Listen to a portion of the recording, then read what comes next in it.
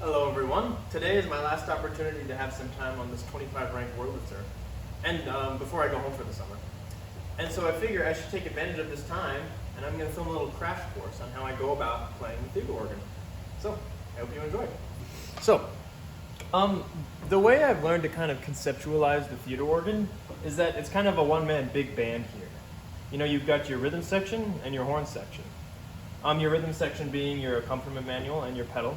Obviously, not only because they have, all sorts of percussion and stuff, but because this is what gives you time and harmony, So, your left foot here, that's going to be your string bass. Your left hand, that's going to be your guitar or your piano or something. It's just your rhythm section,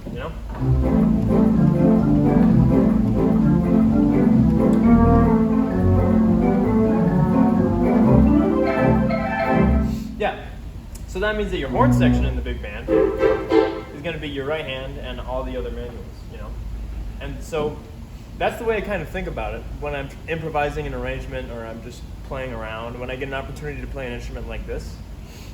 I just like to think like in my favorite big band arrangements, it starts off with the full ensemble.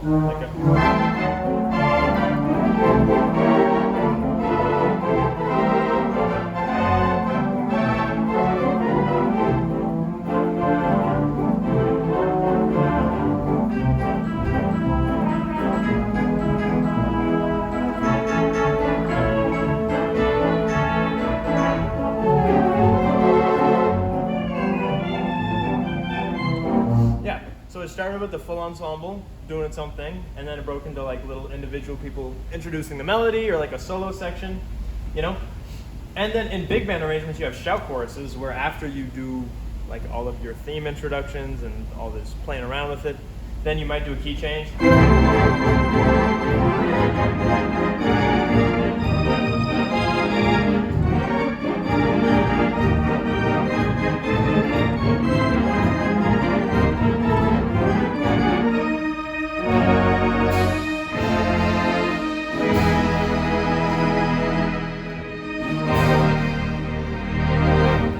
Chord, The different accompaniment patterns that I like to use, just the most common ones, are just 1 and 3 in the bass, like this, and then 2 and 4 in the hands, like that.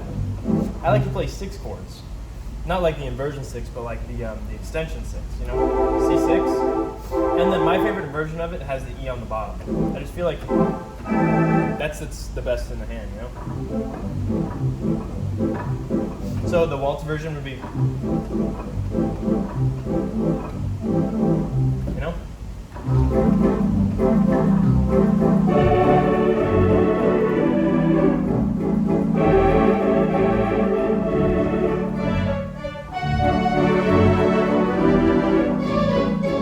Yeah, it's pretty simple. You can get more complicated, like Latin ones.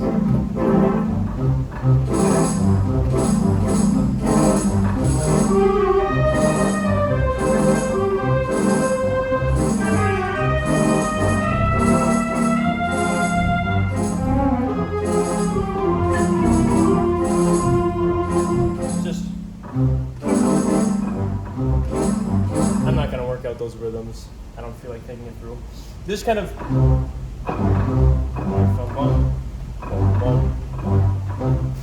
it's pretty simple once you get the hang of it. It might be hard to get. The learning curve might be a little steeper with this one.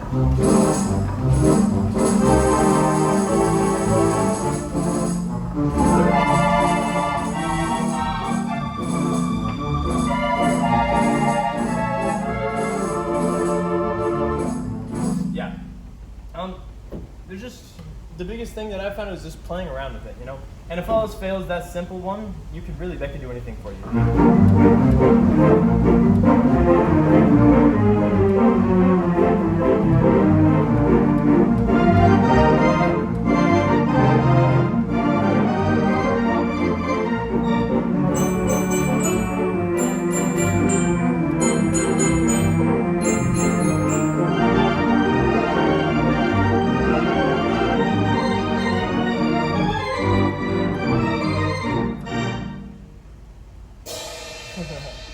Yeah. So now, how I go about improvising is you can just use scales that you really just can't go wrong with, you know? Like the major blues scale. It's the pentatonic scale with the flat 3 before the major 3. Sounds like that. Versus minor. You know? A combination of the two. Plus, just for kicks, I like to throw in the, like as a predominant kind of thing, like a Locrian scale. You know, that kind of thing. So you can combine all of these different scales, and that's kind of how I go about improvising. Just follow your ear, know your scales, especially in other keys. If you're just stuck in the key of C, it can get kind of boring, you know? Like if I wanted to improvise a ballad using those kind of things, let's see.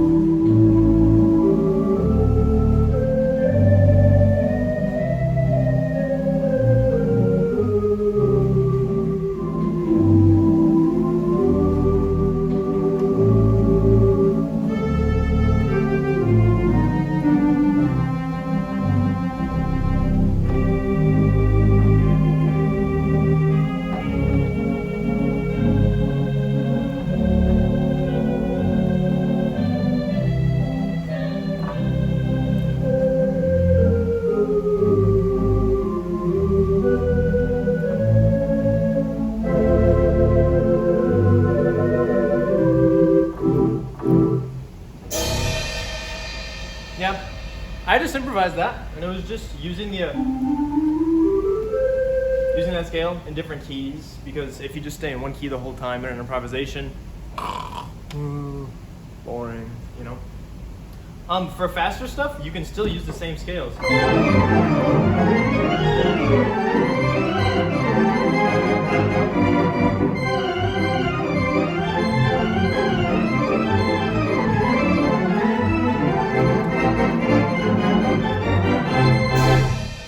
That was just a major blues scale. Just practice it and then until you get it fast, you know? Yeah.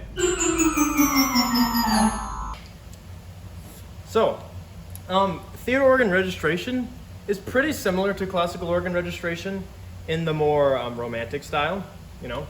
Of course, you can, like, on the classical pipe organ, if I turn off the trems and I pull what would be just a normal principal chorus,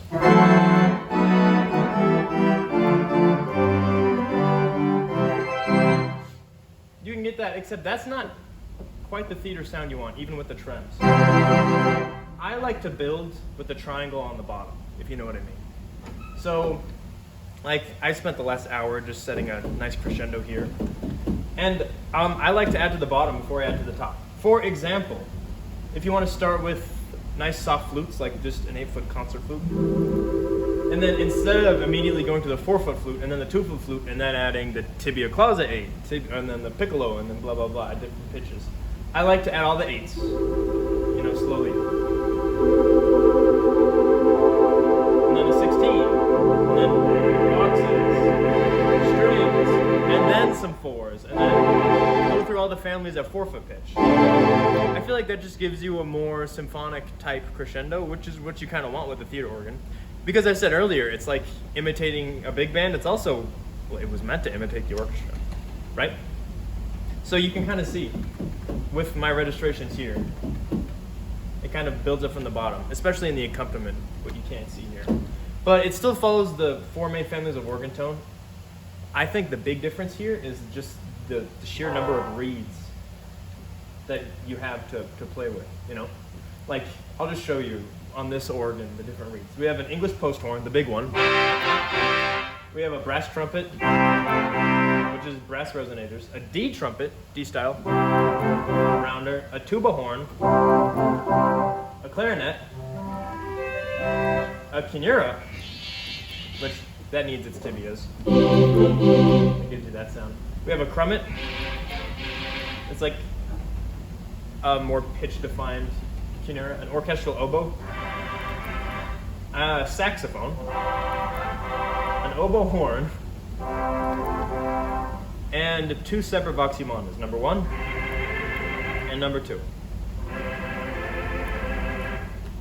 All of those reeds at 8-foot pitch. And so you can really mix and match them to get the kind of color you want. You can put the color ones, or you can put the big ones. Yeah, or you could just stick them all together.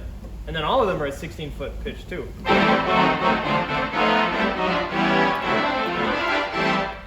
Yeah, it's big. That's something very unique to the theater organ. And that English post horn, that's what really...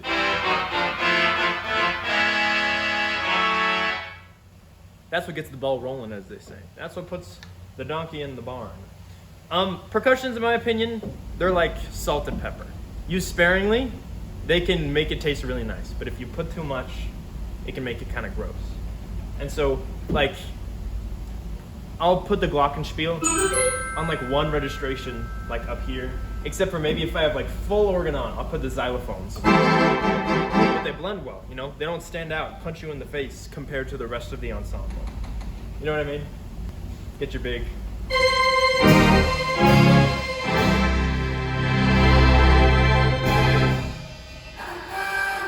Yeah.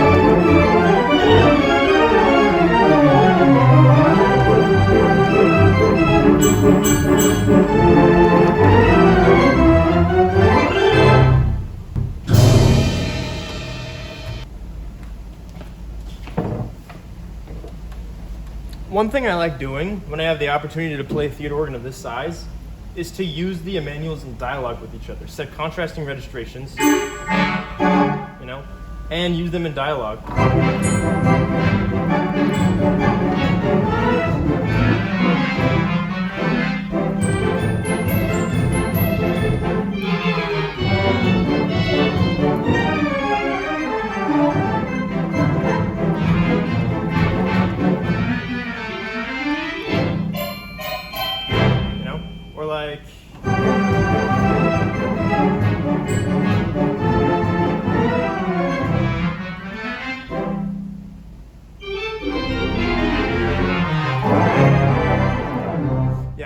So, one of my favorite things to do on the theater organ is the big endings. Get full organ rolling, get all your big sforzandos.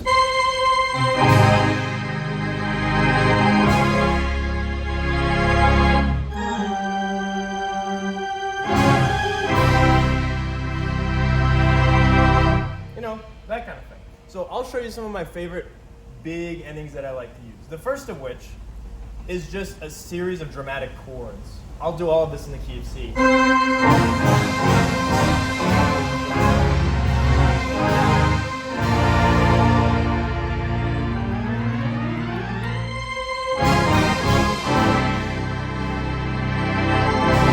So, there's theory behind why all of those different chords work, but I've dumbed it down to one little like cheat. And it's the scale I mentioned before that I like to use as a predominant, the Locrian scale. You just take those chords from that scale.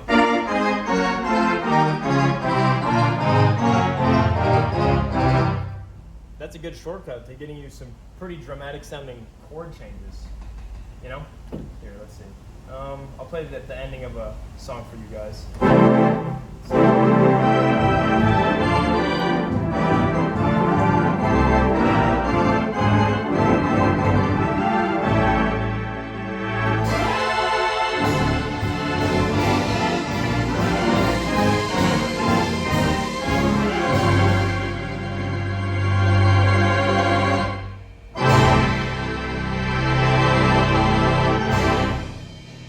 See what I did there?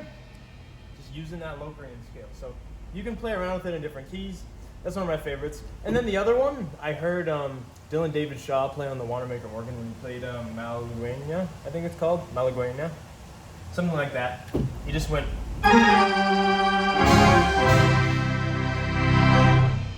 kind of Latin-y. It uses that bottom Locrian second. But sometimes that can be tasteful just by itself. You know what I mean?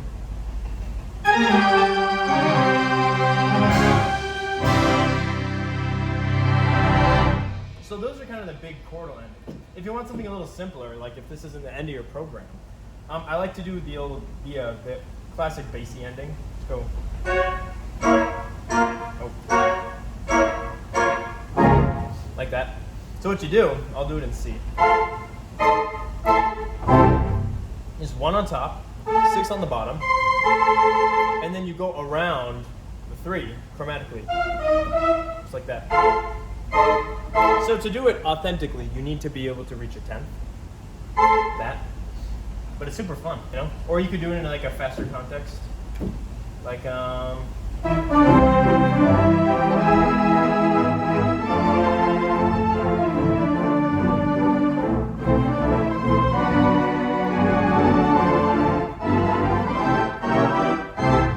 filled in the chords, but it was the same lick. You know, I went, added over the 5 chord. If you want to fill in the chords, what you do is you play 1, 2 minor 7, and then 1 diminished 7, or technically that would be an E flat diminished 7, so 3 diminished 7, and then just 1 6 to go like that. And you can just think of it as putting that in there, keeping that on top, you know? Like that. That's a fun one. And then there are also the classic comical ones like those are kind of self-explanatory. Yeah, there's an ending that I learned being in the New Orleans ensemble at BYU. I forget what it's called. Maybe it's just called like a tag ending. But it's when you finish a piece, you're like finish with a little one of those. You know what I mean? Yeah, those are my favorite theater organ endings. Introductions, like if we're doing something quiet, I like to start on the accompaniment manual. Maybe start on 2 and then 5.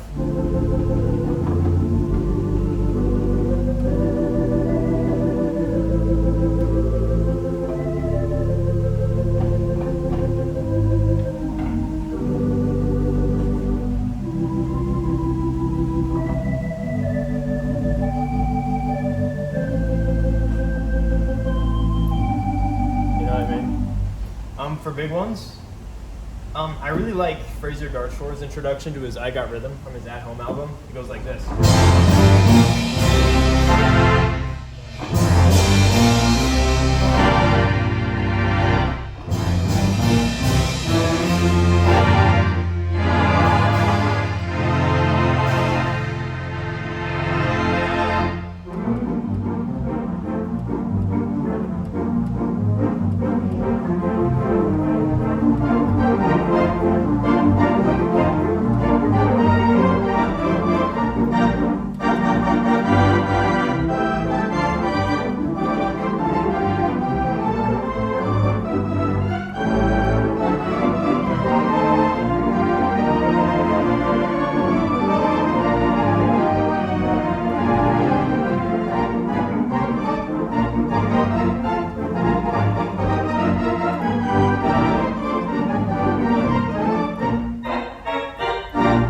See what I did there?